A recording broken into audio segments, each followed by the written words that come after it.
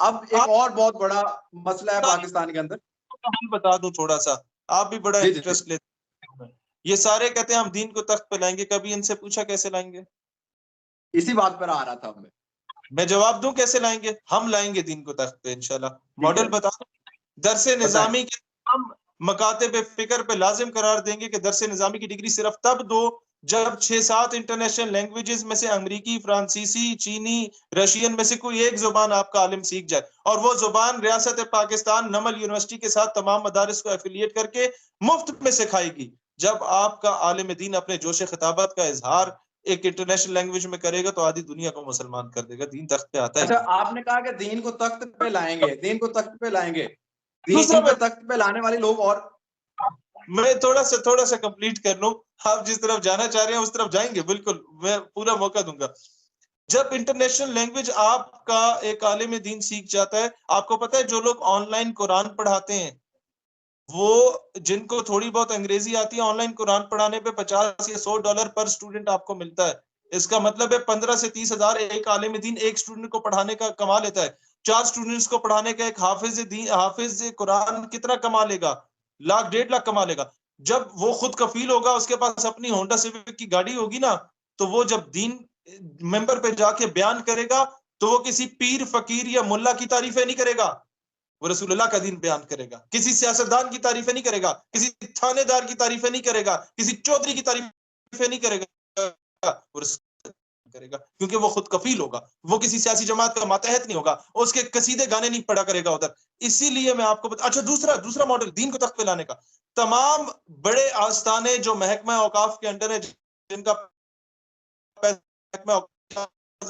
سے لے کے عبداللہ شاہ غازی رحمۃ اللہ علیہ تک، داتا گنج بخش علی حجویری رحمۃ اللہ علیہ سے لے کے بابا فرید رحمۃ اللہ علیہ تک، تمام آستانوں کا اربوں کروڑوں روپے کا جو چندہ اکٹھا ہوتا ہے، ان سے انشاءاللہ تعالی بزرگان دین کے نام پہ یونیورسٹیز کا قیام کیا جائے گا، تاکہ اندھے گونگے بہرے مرید نہ پیدا کیے جائیں جو صرف خود طرف کے نعرے لگاتے رہیں.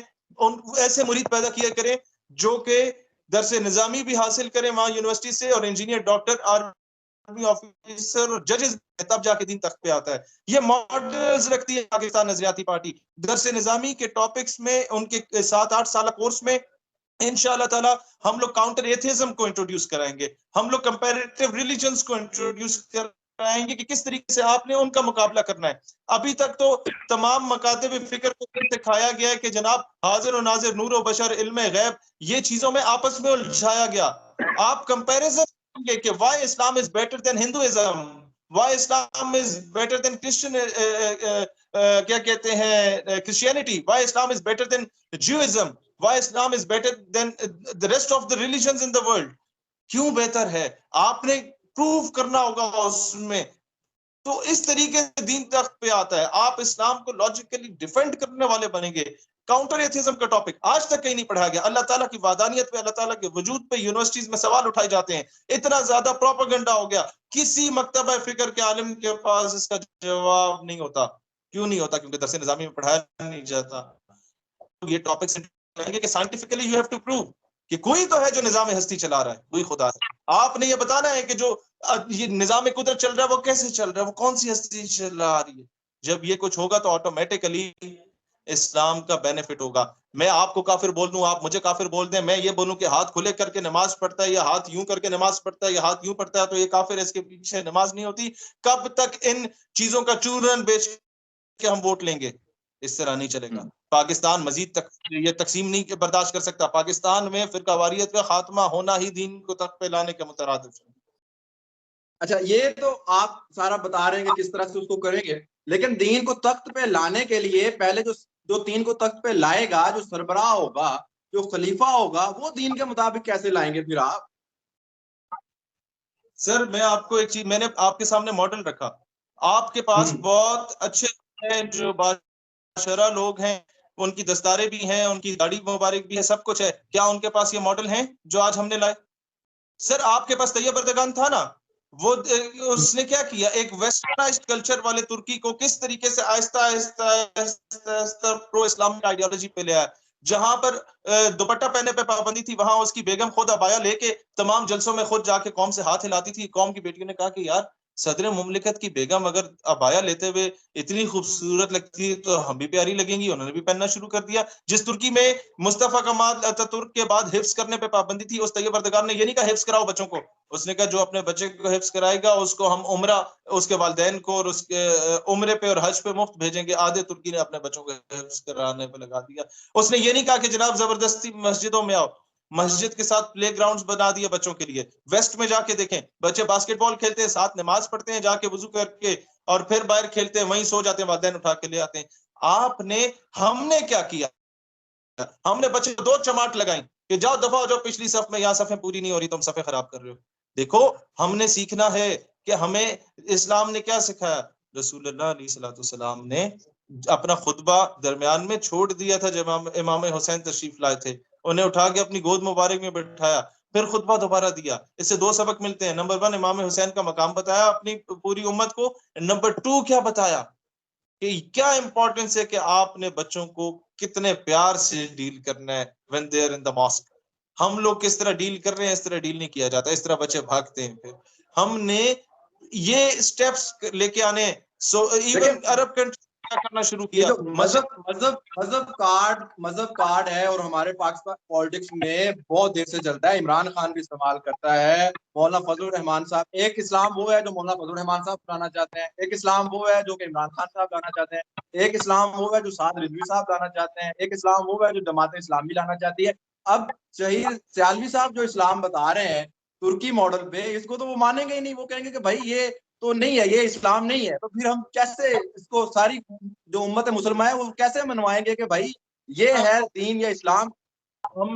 ہم نے سر ایک ماڈل آپ کے سامنے صرف وہ رکھا. ہم نے جو آستانوں کی پالیسی رکھی, ہم نے جو مدارس کی پالیسی رکھی, ہم چاہتے ہیں کہ جو لوگ مدارس سے فارغ التحصیل ہوں وہ آرمی آفیسر بھی بنے, جو مدارس سے فارغ التحصیل ہوں وہ انجینئر ڈاکٹر بھی بنے, وہ ججز بھی بنے, وہ بیوروکریٹس بھی بنے. ملا اور مسٹر کی تفریق ختم ہو جائے.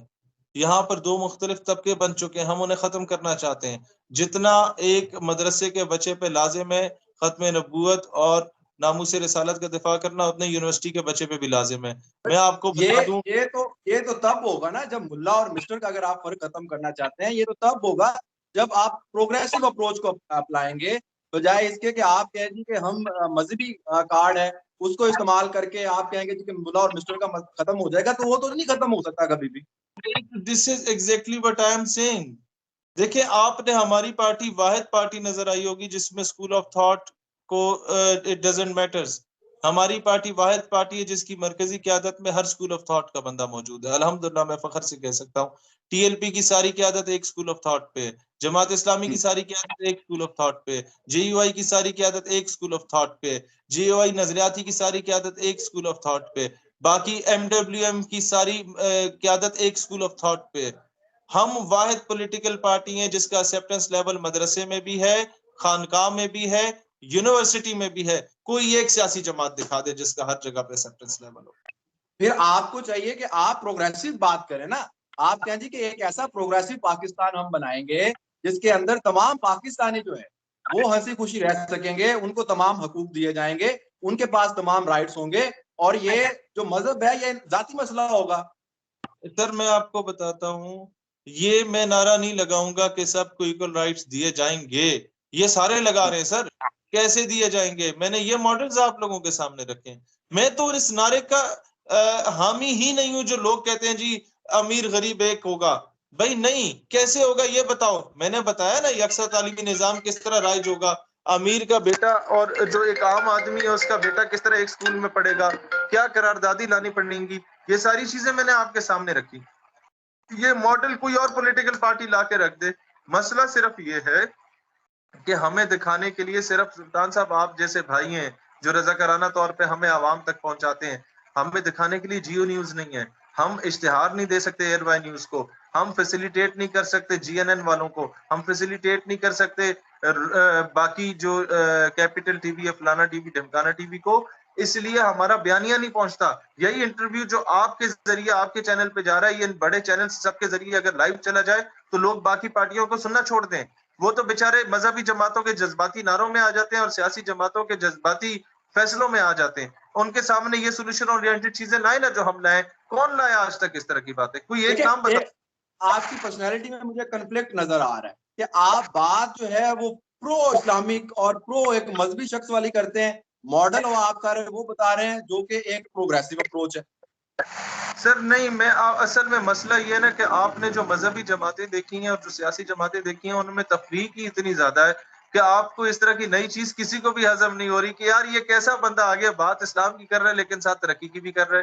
ہماری مذہبی جماعتوں نے اسلام کو اتنا غلط مینیپولیٹ کرنے کی کوشش کی ہے کہ جناب آپ ترقی کر ہی نہیں سکتے. میرا تو ماننا یہ ہے کہ اللہ تعالیٰ نے جو کام ترک کے آدھے کپڑے پہننے والے اداکاروں سے لے لیا نا ارطغرل غازی کے صورت میں, وہ کام تو آج تک بڑے بڑے عرب و عجم کے علماء بھی نہیں کر سکے.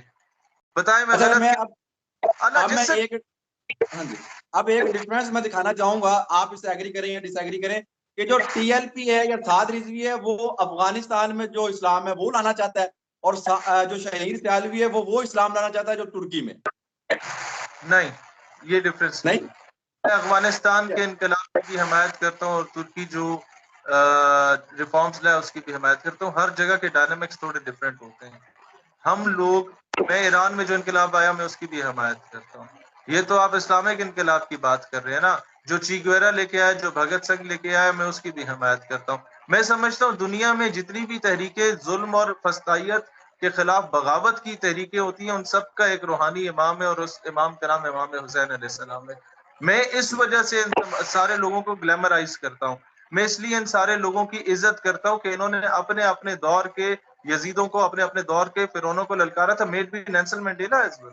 میں تو جب جیل میں تھا میں نے 4 کتابیں پڑھی, اس میں سے ایک نیلسن منڈیلا کی تھی. اور ایک چیز جو میرے دل پہ لگی تھی نیلسن منڈیلا کے کتاب کو پڑھ کے, وہ اتنی کمال تھی کہ جب وہ اس کی شادی ہوئی تھی تو اس کے سسر نے بھرے مجمع میں پتہ کیا بولا تھا, اس نے اپنی بیٹی کو بولا کہ my daughter you are going to marry a person who has already been married to a struggle.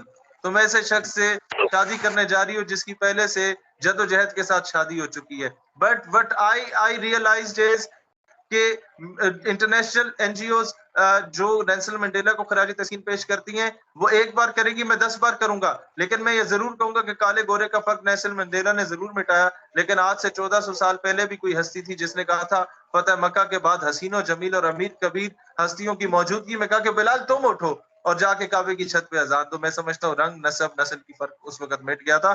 ہم اسلام کا پازیٹیو امیج اگر پیش کرنا شروع کر دیں تو آٹومیٹکلی پاکستان اور ہمارا ریلیجن دنیا میں بہت بہتر طریقے سے پورٹری کیا جا سکتا ہے. مسئلہ یہ کہ جو آپ لانا چاہتے ہیں, ریاست لانا چاہتے ہیں, اس قسم کی دنیا میں اس وقت کہیں وجود میں ہے کہ ہم دیکھ سکیں گے یار یہ ماڈل ہے, یہ اس طرح کی ریاست ہوگی ہماری ریاستی پارٹی آنے کے بعد.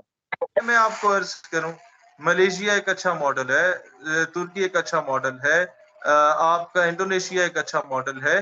میں ایک اسلامی فلاحی ریاست کا قائل ہوں جہاں پر زور جبر زبردستی نہ ہو, جہاں پر سب کو رسپیکٹ دی جاتی ہو, جہاں پر ڈفرنس آف اوپینین کو بھی قدر کی نگاہ سے دیکھا جاتا ہو, لیکن وہ ریاست خود مختار ہو.